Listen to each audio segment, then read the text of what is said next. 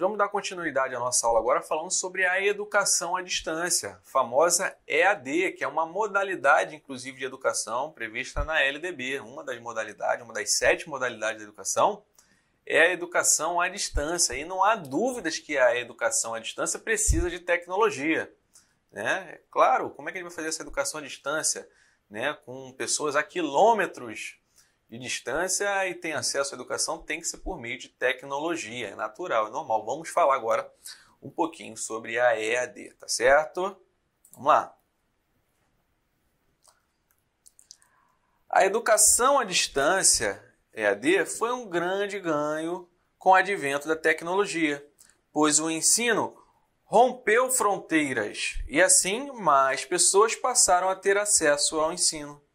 A conjuntura econômica, política, tecnológica favoreceu a implantação da educação à distância, EAD, que passou a ocupar uma posição instrumental estratégica para satisfazer amplas e diversificadas necessidades de qualificação das pessoas adultas para a contenção de gastos na área de serviços educacionais e no âmbito ideológico para traduzir a crença de que o conhecimento está disponível para quem quiser, né, pessoal? Para quem quiser.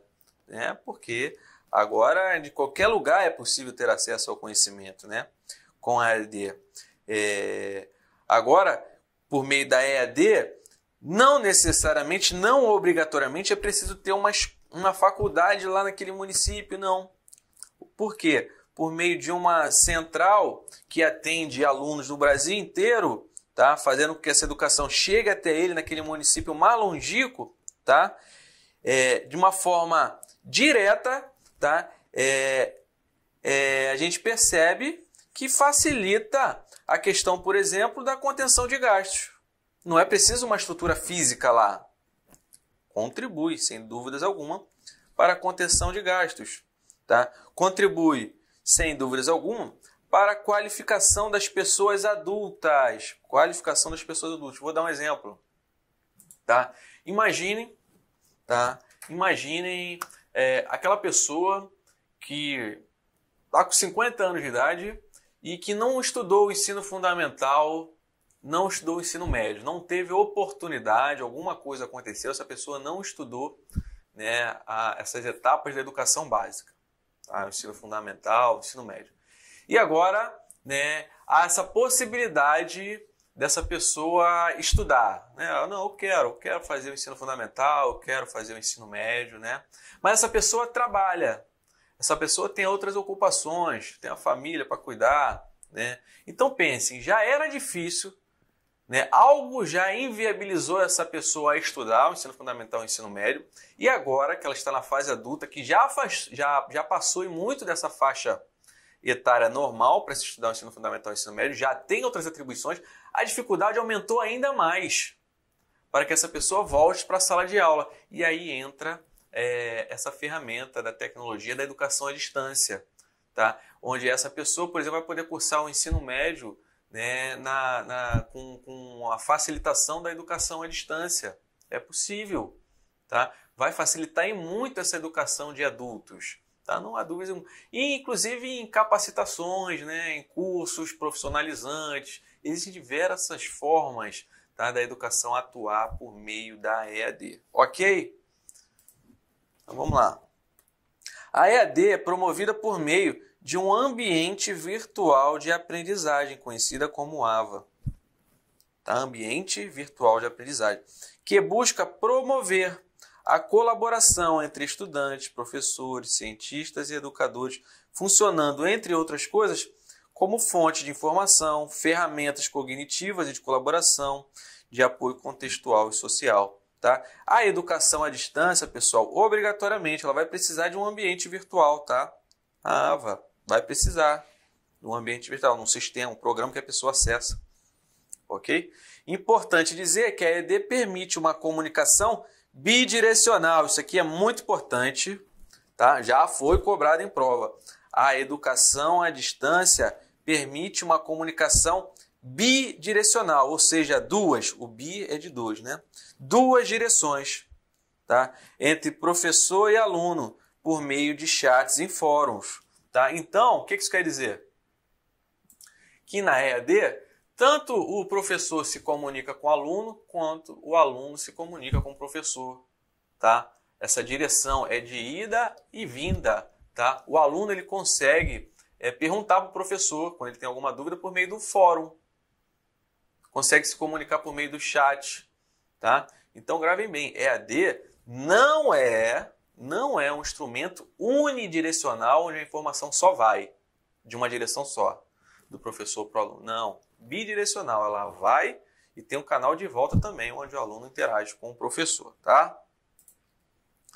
Bidirecional. Além disso, costumeiramente a EAD é aplicada na forma bimodal, é a forma mais comum, né? Bimodal quer dizer duas, né? Dois modos, tá? Bimodal, ou seja, essa educação à distância ela vai ocorrer na forma à distância, que é natural, mas também na forma presencial, tá? Por exemplo, a parte do aprendizado ela é à distância, ela ocorre no sistema, mas a avaliação por meio de uma prova ela é presencial. Isso é o mais normal de ocorrer, principalmente nas pós-graduação, por exemplo, à distância. Isso é o mais comum, tá? Na parte de uma apresentação, de uma apresentação do TCC, de uma prova, ela é presencial, tá? Embora a maior parte do processo educativo de ensino-aprendizagem seja à distância. Mas essa questão da bimodalidade ela é muito comum, tá? Ou seja, juntamente com as atividades aplicadas à distância, por meio da AVA, também são aplicadas atividades presenciais, bimodal, tá? Então, não confundam. Bidirecional, direção ida, direção vinda. Professor fala, aluno fala, tá? E bimodal, dois modos, modo presencial e modo à distância, andando juntos, tá? No mesmo sistema ali de ensino-aprendizagem. Um dos modelos do ambiente virtual de aprendizagem mais conhecido é o Moodle, tá? Eu, inclusive, já estudei por meio desse sistema aqui, tá? Cuja concepção pedagógica está fundamentada na aprendizagem colaborativa e na concepção socioconstrutiva, construção do conhecimento em sociedade, aluno e mediador, ou mesmo entre os próprios alunos, né? Construção coletiva, socioconstrutiva, participação ativa, nós já vimos isso ao longo dessa aula, nesse processo de educação com uso de tecnologia. Tá bom? O Moodle é só um sistema, é só um exemplo, um dos mais utilizados, tá? Ambientes virtuais nesse processo educativo à distância. Vamos treinar!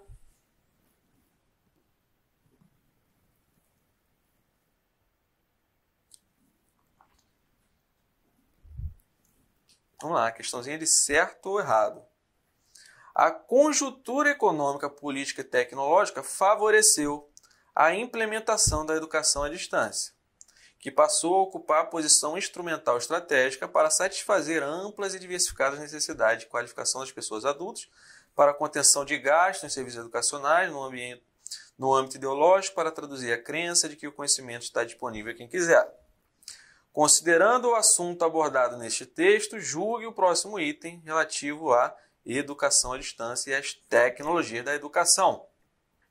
Vamos lá. Ambientes de aprendizagem interativa buscam promover a colaboração entre estudantes, professores, cientistas, educadores, funcionando, entre outras coisas, como fonte de informação, ferramentas cognitivas, colaboração, apoio contextual e social. Correto, né, pessoal? Vimos isso na aula. Correto, é exatamente isso. Certo? Tranquilo demais. Próxima. Né? Aqui o enunciado é mesmo. Nem vou ler de novo, porque é a mesma.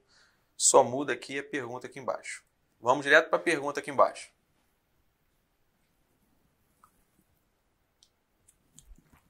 Vamos lá. A maioria dos municípios brasileiros, tá, não proporciona acesso à educação superior. É verdade. Nós temos mais de 5.000 municípios no país. Nem todos têm acesso à educação superior. Nem todos têm faculdade. Tá? Nesse sentido, a EAD surge como uma alternativa para preencher essa lacuna. Verdade. Verdade. Muito certo isso. Muito certo mesmo. Próxima. A EAD, Educação à Distância, é considerada um recurso para a instrução, né? Para um recurso de ensino. É verdade. É verdade. Muito fácil. Questão de prova, viu? Muito fácil. É sim, com certeza. Tá? Talvez aqui a pessoa que não soubesse o que é EAD poderia ficar ali na dúvida. Né? Mas sabendo o que é educação à distância, não tem como errar. Né? Porque a questão de prova colocou só a sigla.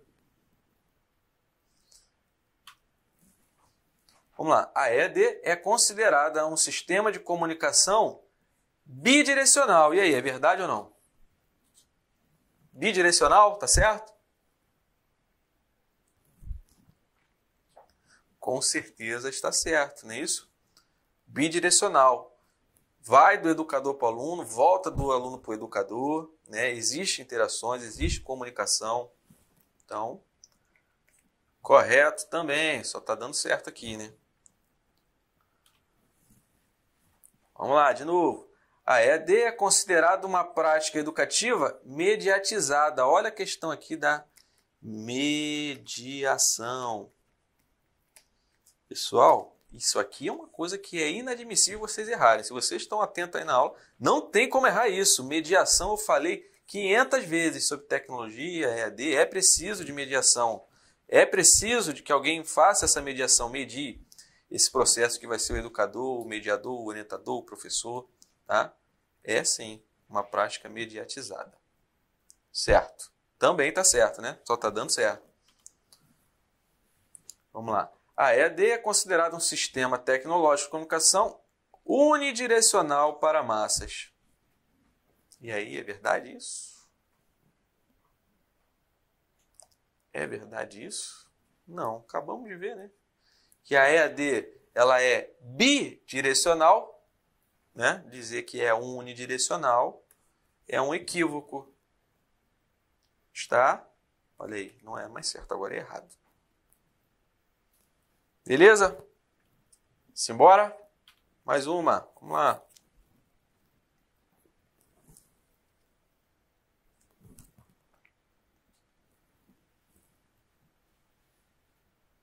Mais uma vez, pessoal. Vamos ler só essa parte final aqui, porque aqui é igual às outras que nós já lemos.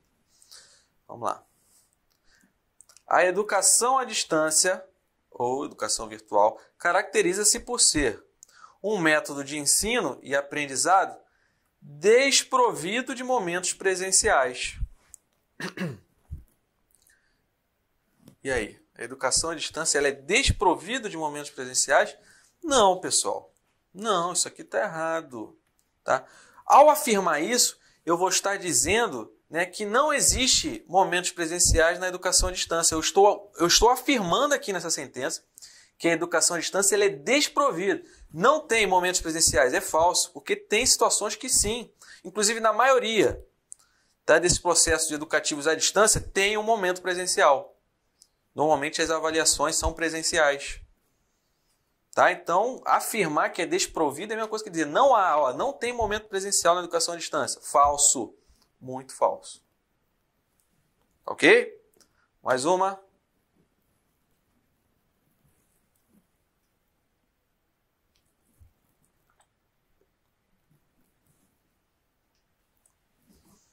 No que se refere às novas tecnologias aplicadas à educação, plataformas de aprendizagem virtuais e avaliação educacional, julgue o item. Uma alternativa bastante eficaz para o atendimento de alunos jovens em fase de formação, como os cursos de graduação, é o curso bimodal.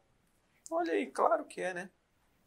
Não vimos isso? Que em relação aos ambientes virtuais, o curso bimodal, que é o curso onde o aluno tem voz, né? A direção, a comunicação, ela se dá em dois caminhos, né? Bimodal. E ela ocorre na educação presencial e na educação à distância. Deixa eu escrever aqui.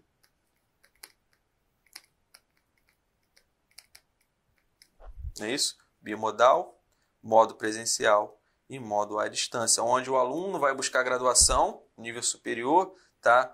Na educação à distância, mas vai lá fazer a prova presencial. Isso é muito normal, curso de graduação. Tá? Ok? Gabarito. Certo. Mais uma. Vamos lá.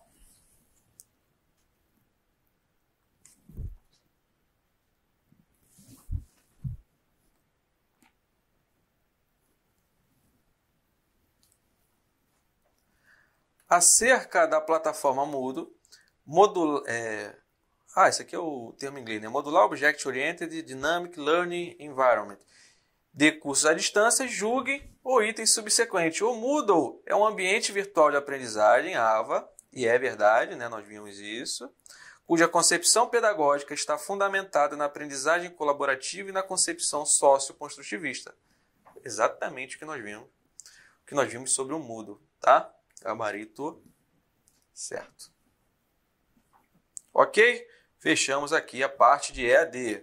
Vamos falar aqui um pouquinho sobre o programa Proinfo, tá? O programa aqui, ó, Programa Nacional de Informática na Educação, Programa do Brasil. O Programa Nacional de Informática na Educação, Proinfo, se cair questão sobre Proinfo, vocês não vão errar, tá? Criado pela Portaria 522 do MEC, em 1997, é um programa educacional com o objetivo de promover o uso pedagógico da informática na rede pública da educação básica. Primeira informação, o Proinfo atende, tá, a rede, vou puxar a setinha por fora aqui, a rede pública. Proinfo não atende escola privada, particular, tá? E atende escola da educação básica, ok? O programa leva às escolas computadores, recursos digitais e conteúdos educacionais. Em contrapartida, Estado, Distrito Federal e município devem garantir a estrutura adequada para receber os laboratórios e capacitar os educadores para o uso das máquinas e das tecnologias que vão ser ofertadas neste programa. Tá bom? Então, o Proinfo, tá, pessoal? O Proinfo é um programa onde é levado para essas escolas públicas computadores, maquinário, né, tecnologias, tá? Para que os alunos, né, da rede pública possam lidar com essas tecnologias, tá? É um programa de governo. Para fazer parte do Proinfo, urbano ou rural, né, nas cidades ou no campo, o município deve seguir 3 passos. Deve aderir, deve fazer o cadastro e deve selecionar as escolas. Tá? O município é que seleciona quais são as escolas que vão participar do Proinfo. A adesão é o compromisso do município com as diretrizes do programa, né, desse programa, Proinfo, imprescindível para o recebimento dos laboratórios.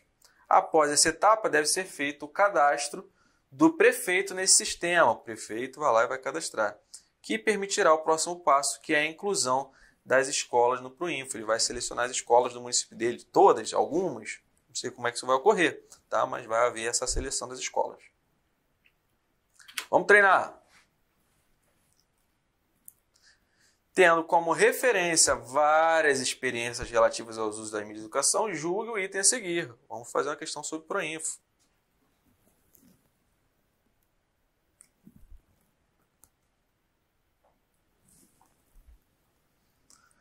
O Programa Nacional de Informática na Educação, Proinfo, foi criado em 1997, é verdade.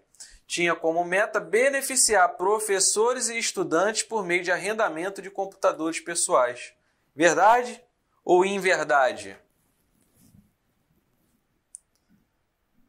Verdade ou errado? Certo ou errado? Pessoal, o Proinfo, ele não é um programa de arrendamento de computador pessoal, tá? Ou seja, não é um programa onde é arrendado um computador para um professor, para um aluno, e ele fica com aquele computador, né, de uso pessoal na casa dele e depois ele devolve, não sei. Não, Proinfo não é isso, tá? Proinfo leva computadores para a escola, monta um laboratório na escola da rede pública de educação básica, tá bom? Não tem nada a ver com arrendamento de computador pessoal, tá? Gabarito errado. Beleza? Então tá, vamos falar agora, pessoal, sobre algumas terminologias, né? Muito utilizado em prova, nós vamos fazer algumas questões sobre essas terminologias. São tranquilas, são relativamente fáceis de serem entendidas, só que vocês precisam ver. Se não tiver esse conhecimento, né, vocês não conseguiriam resolver uma questão na prova, né, porque é um termo específico. Mas, feito um primeiro entendimento, provavelmente vocês vão saber fazer todas as questões de prova. Talvez uma revisão na véspera vão lembrar do que significa e vão fazer a prova. Mas é importante a gente dar essa passada sobre esses conceitos que são peculiares, tá? Sobre algumas terminologias que são utilizadas nesse âmbito educacional no uso das tecnologias, tá? Então vamos lá. Letramento digital. Letramento digital trata-se de um tipo de letramento que se utiliza de tecnologias para ensinar, tá? Usa-se a tecnologia, tá? O letramento digital confere significado ao que se lê e ao que se escreve na tela, no computador, né? Habilidades essas que envolvem a compreensão do texto, imagens, sons, né? Esse letramento digital, essa forma de comunicação digital, possui umas peculiaridades, possui umas diferenças, né, significativas em relação ao letramento comum, né? A gente aprende do método tradicional, né, que está intimamente relacionado com a alfabetização, né? Não, existem palavras que são totalmente diferentes, né, no âmbito ali da tecnologia, das redes sociais e tudo mais, tudo bem? Então o letramento digital vai capacitar, vai promover técnicas e habilidades, tá, a essas pessoas que vão lidar com esse processo educacional digital. E o que eu quero destacar aqui, eu coloquei aqui para vocês, é o seguinte, ó, é consenso, tá? É consenso que crianças e adolescentes que são considerados nativos digitais, tá, possuem uma facilidade maior, tá, em lidar com tecnologias do que as pessoas com mais idade, né? Por quê? Porque essas crianças e adolescentes já nasceram nesse ambiente digital. É mais fácil lidar, né, com a questão digital. É muito mais difícil, né?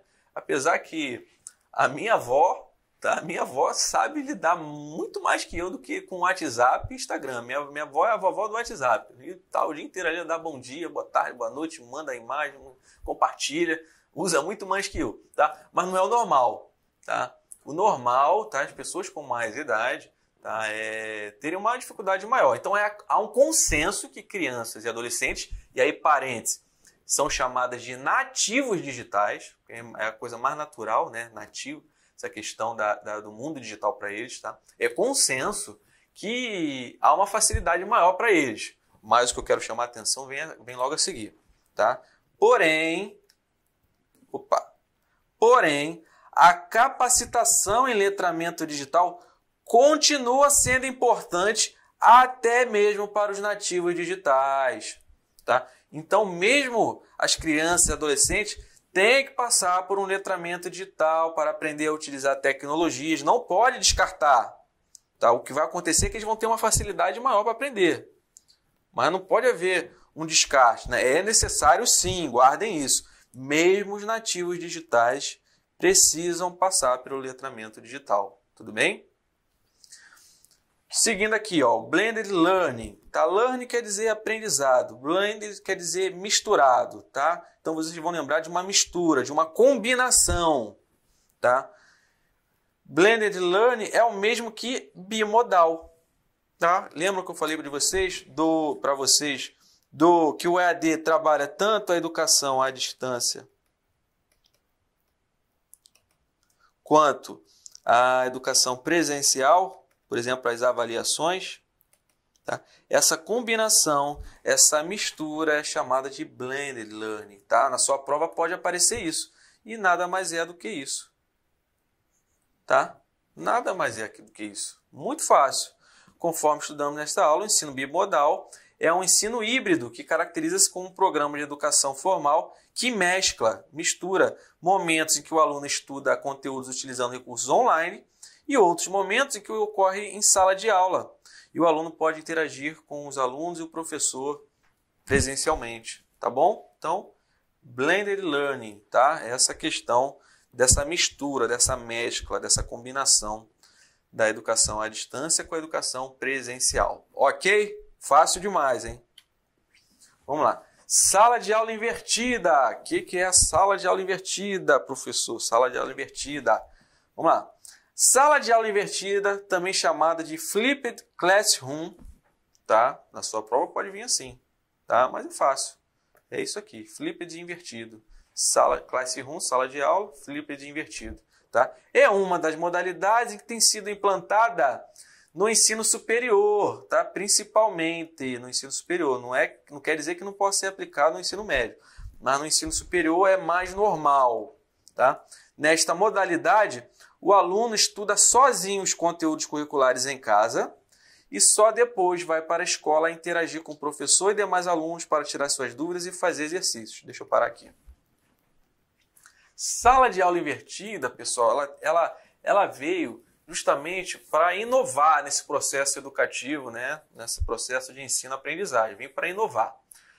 Na pedagogia tradicional, né? No processo educativo tradicional, o aluno vai para a sala de aula, fica sentado em sala de aula e o professor começa o ensinamento, né? A transmissão dos conteúdos, né? Da parte teórica. E ele gasta muito tempo ensinando a parte teórica, tá? Mas há um consenso de que os alunos aprendem muito mais, né, quando eles praticam, tá, a teoria. Quando os alunos são colocados para praticar a teoria que ele aprendeu, eles conseguem ter um processo de captação, processo de recepção do conteúdo de aprendizagem muito maior. Há estudos que comprovam isso, tá? Quando o aluno é colocado na prática. Então, qual foi a solução que foi tomada? Se eu tenho que ensinar o aluno e também tenho que colocar ele para fazer a prática, e meu tempo é reduzido, eu não tenho todo esse tempo, né, para trabalhar tanto essa prática com os alunos, vamos fazer o seguinte, vamos colocar a parte do ensinamento teórico fora de sala de aula e na sala de aula, tá, o aluno vem para praticar. Como é que isso é feito? Tá? O aluno ele aprende o conteúdo em casa, tá? Pode ser por um curso online, tá? Ele assiste a aula online, ele estuda por um livro, o conteúdo. O professor tem que avisar, logicamente, né? Tal dia eu vou ensinar tal conteúdo, vamos estudar esse conteúdo e quando a gente chegar em sala de aula, nós vamos praticar esse conteúdo. Tá? Na educação superior isso é muito comum, o aluno estuda antes o conteúdo. Tá? Principalmente mestrado, doutorado, pós-graduação, então nem se fala. Tá? Então o aluno estuda antes o conteúdo, tá? De uma maneira individualizada em casa, vai ser ofertado os meios, né? Pode ser pelo um livro, pode ser por um curso online, uma videoaula gravada pelo professor. E aí, quando esse aluno vai para a sala de aula, é hora de praticar, é hora de interagir, é hora de fazer exercícios. O professor ali fazendo esse processo de mediação, né? Ajudando nesse processo, corrigindo os erros nas falhas, e aí o aluno vai ter um aproveitamento muito maior. Tá certo? Isto é a sala de aula invertida. Deu para entender? Tranquilo? Então é isso aí. Vamos lá. A sala invertida tem por objetivo promover aulas menos expositivas, né, a parte teórica, e mais participativas, porque sobra um tempo maior para essa participação, tá? Capazes de engajar os alunos no conteúdo e melhor utilizar o tempo e o conhecimento do professor. Ok? Próximo aqui, ó, netiqueta. Netiqueta é uma mistura, né, uma junção da palavra net, que vem de internet, com etiqueta. Tá? Está relacionado com a ética, para disciplinar o comportamento e o fluxo de informações na internet, né? O que, embora na prática, em muita coisa a gente vê aí que não há ética nenhuma, né? Porque a pessoa não bota o roxinho, né? Não bota a cara, fica só um nick, né? Chama de nickname, né? Uma imagem qualquer, que às vezes nem a imagem da pessoa. Na internet fala o que quiser, fala um monte de besteira, tá? Mas enfim, existe a netiqueta que vai trabalhar no sentido de coibir isso, né? Essa atuação antiética, baseada nos valores dos cidadãos da rede. Assim, a netiqueta corresponde às orientações no uso de recursos para uma melhor comunicação e entendimento no espaço digital, tá? Já houve questões sobre netiqueta, nós vamos trabalhar ela. E agora vamos falar sobre alguns malefícios da internet, né? Os males, né, que podem ser causados pela internet. Até agora a gente viu que a internet é tudo de bom, facilita, ajuda, agiliza a comunicação, leva a educação para as pessoas que estão localizadas lá naquele município que não tem acesso à faculdade de educação superior. Falamos de um monte de coisa boa, mas tem coisas que não são tão boas, que é preciso tomar cuidado, tá? Então eu fiz questão de destacar aqui no final da aula aqui para vocês. Vamos lá. Embora seja inegável que a internet trouxe inúmeros benefícios, existem alguns aspectos que afetaram diretamente o processo educativo. Devido ao volume infinito de informações que a internet nos disponibiliza, há um consenso de que as pessoas, crianças, adolescentes e adultos, cada vez mais reduzem seus interesses pela leitura de livros. Isso é um fato, tá? Comprovado, tá? Com dados estatísticos. Cada vez menos as pessoas leem, né, livros.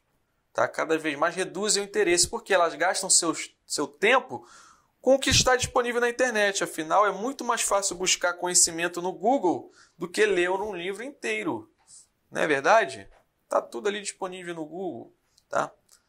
Além disso, soma-se ao fato de que as pessoas têm preferido dedicar seu tempo para, ao invés de ler livros, navegar pelas centenas de sites, principalmente interagindo por meio de suas mídias sociais, né, usar os aplicativos. As pessoas ficam, né, nas redes sociais, né, nesses sites, ao invés de estar lendo um bom livro. Né? Interessante dizer ainda que, embora o acesso aos livros tenha ficado mais fácil, isso é verdade. Né? Hoje em dia, o que tem de livro digital, né, teoricamente, seria muito mais fácil ler um livro porque está aí disponível na internet. Tu baixa, não precisava nem na livraria, né? Tu consegue acessar o livro, muitos deles gratuitamente, outros tu compra digitalmente o livro, está ali. Teoricamente, a acessibilidade desse livro está mais fácil, porém o interesse reduziu. O interesse reduziu porque gasta-se o tempo com outras coisas. Né? A internet hoje oferta tanta coisa que o interesse das crianças, adolescentes, não é mais ler um livro, tá? Mas sim fazer outras coisas, jogar, ficar em rede social, visitar site, enfim, tanta coisa aí. Tá certo? Pois muitos deles podem ser acessados digitalmente, né? Esses livros, essa facilidade não se sobressõe. A facilidade de acessar um livro digital não se sobrepõe às infinitas possibilidades de passatempo que a internet oferece. Outro malefício constatado é a questão da facilidade do acesso na internet a conteúdos inverídicos. Tá? É mais um malefício, né? Conteúdos que não são verdade, não confiáveis, impróprios para o ensino. Desta forma, é preciso que haja uma preocupação com os limites do uso da tecnologia da informação e comunicação nesse processo educativo. É preciso tomar cuidado. Tudo bem? Vamos treinar? Vamos lá.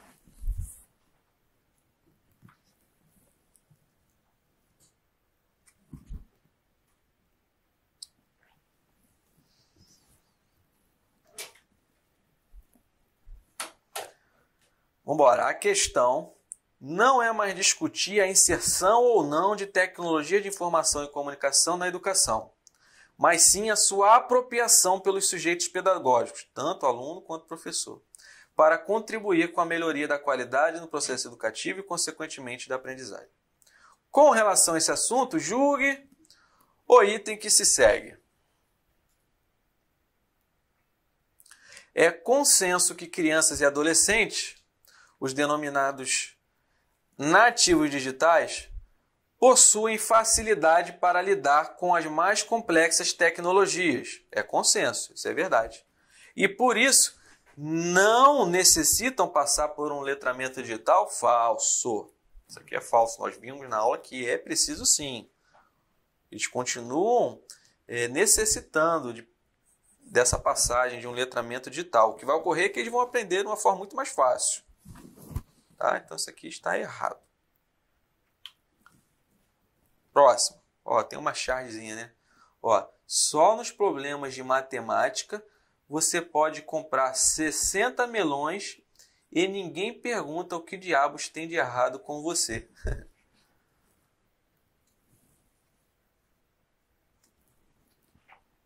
Vamos lá. Analise a tirinha acima e, considerando a inter-relação entre a prática pedagógica e as áreas de conhecimento, julguem o item a seguir. É de extrema importância a implementação da linguagem digital nas escolas de educação infantil. Sim, com certeza. De modo a promover o desenvolvimento integral das crianças até 5 anos de idade. É verdade, ele restringiu aqui até os 5 anos, porque a educação infantil vai até 5 anos de idade, tá? Não quer dizer que a linguagem digital vai ser utilizada só até 5 anos, não, tá? Tá bom? Então isso aqui está certo. É de extrema importância a implementação da linguagem digital, o letramento digital, ensinar nas escolas infantis, de modo a promover o desenvolvimento integral. Tá? Embora vejam que a questão só fez confundir, né? Isso aqui não tem nada a ver com o enunciado da questão. Ok? Tranquilo? Vamos embora. Questão grande, né? Vamos ler devagarzinho. Vou dar tempo para vocês darem uma lida nas alternativas. Vamos lá. Paravalente, 2014, as tecnologias digitais de informação e comunicação. Aqui ele chamou de TDIC, né? Porque ele colocou a palavra digital. Tá? O mais comum é vir como TICs. Proporcionaram importantes mudanças na educação à distância, que, até o início dos anos 80, era baseada no material impresso, produzido e enviado aos alunos. Com as tecnologias digitais foram criadas diversas modalidades de ensino à distância, inclusive o ensino híbrido, o bimodal, o blended learning. Nós aprendemos sobre isso. Nós já vimos isso. Sobre o ensino híbrido no ensino superior, assinale a alternativa incorreta. Então ele quer saber o que está errado. São 4 alternativas, né? A, B, C, D, tem 3 corretas, uma está errada.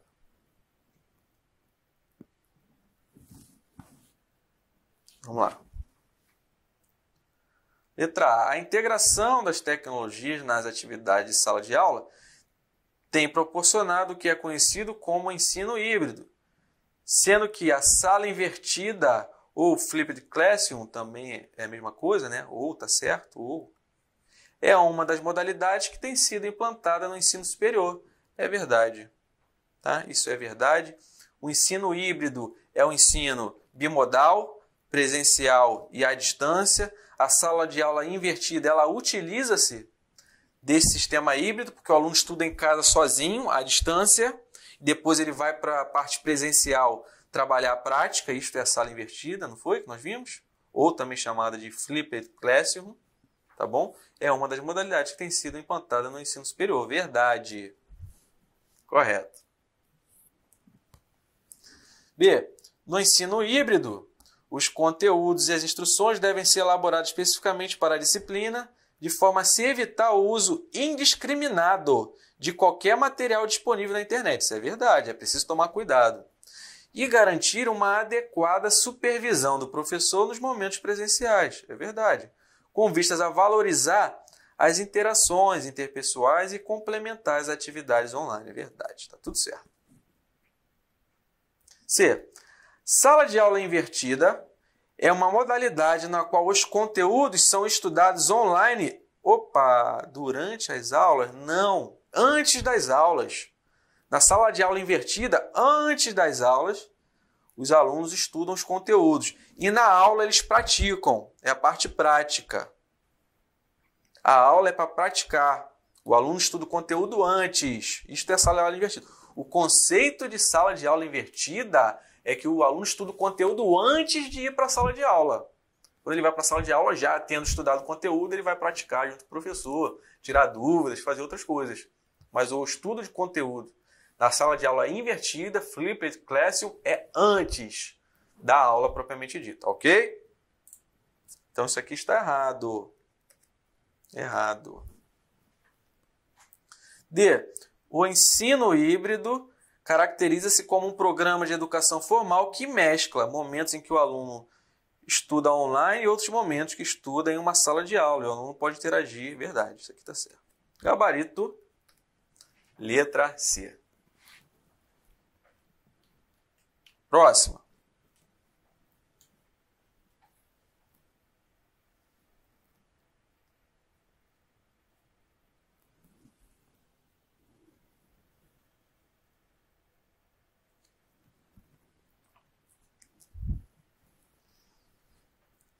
Vamos lá. O uso da internet gera uma comunidade na esfera virtual que veicula ideologias e cosmovisões particulares, né? Cada um com a sua. Na procura da convivência nessa esfera, começaram a vigorar atitudes e manifestações culturais singulares, né? Existe uma ética, está falando de ética, para disciplinar o comportamento e fluxo de informações na internet baseada nos valores dos cidadãos da rede.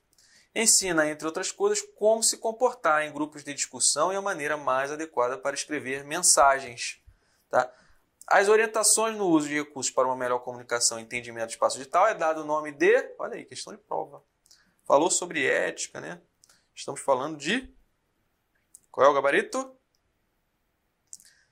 Netiquetas. Letra D. Netiqueta. Ok?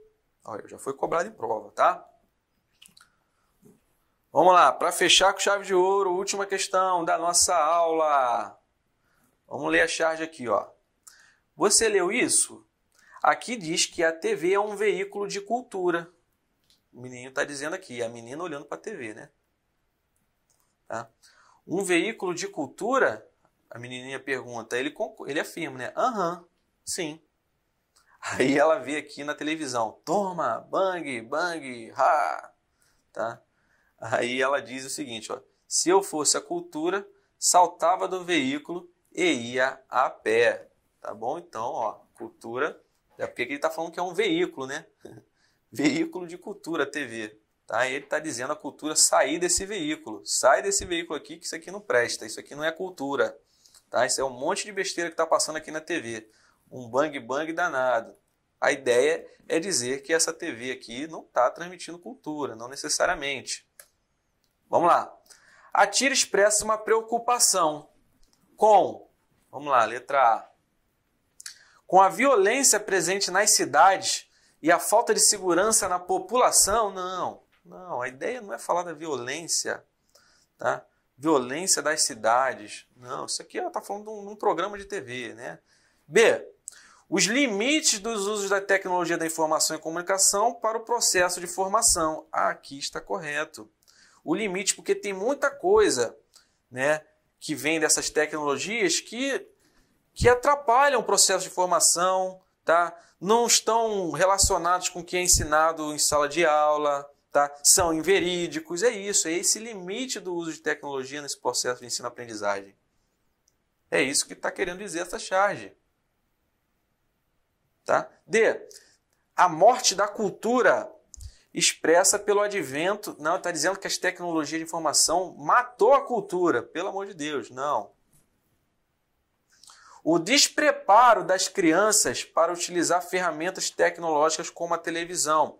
Não é isso, pessoal. A ideia da charge é utilizar com limite, tá? Com limite essas tecnologias. E não dizer necessariamente que as crianças estão despreparadas, tá? Não.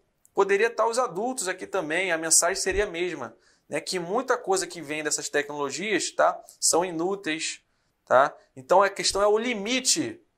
É o limite que é utilizado. E nós falamos isso várias vezes na nossa aula, tá? Esse uso com limite, esse uso crítico da tecnologia, tá bom? Vocês têm que entender a mensagem da questão, tá? Estamos fazendo uma questão sobre tecnologias, tá? Sobre tecnologias. Então temos que ver os benefícios, os malefícios, o uso crítico de tecnologia. A questão de prova não quer avaliar o preparo ou não da criança. Tudo bem? A mensagem está muito mais relacionada com o uso da tecnologia, tá? Por isso o gabarito aqui é a letra B. Questão mais complicada, tá? É preciso realmente interpretar, entender, tá? Se situar nesse cenário aqui, no que a questão está querendo exigir de você, tá? Nessa questão, tá certo? Então é isso aí, minha gente. Fechamos aqui a nossa aula, tá? Espero que tenha sido bem tranquila para vocês. Qualquer dúvida, corram para o nosso fórum, façam uma pergunta lá, será um enorme prazer interagir com vocês por lá, responder as suas dúvidas, tá? Não fiquem com dúvidas, o fórum de dúvidas existe exatamente para isso, tá certo? Então vamos ficando por aqui, fiquem com Deus, um grande abraço, até a próxima, tchau, tchau.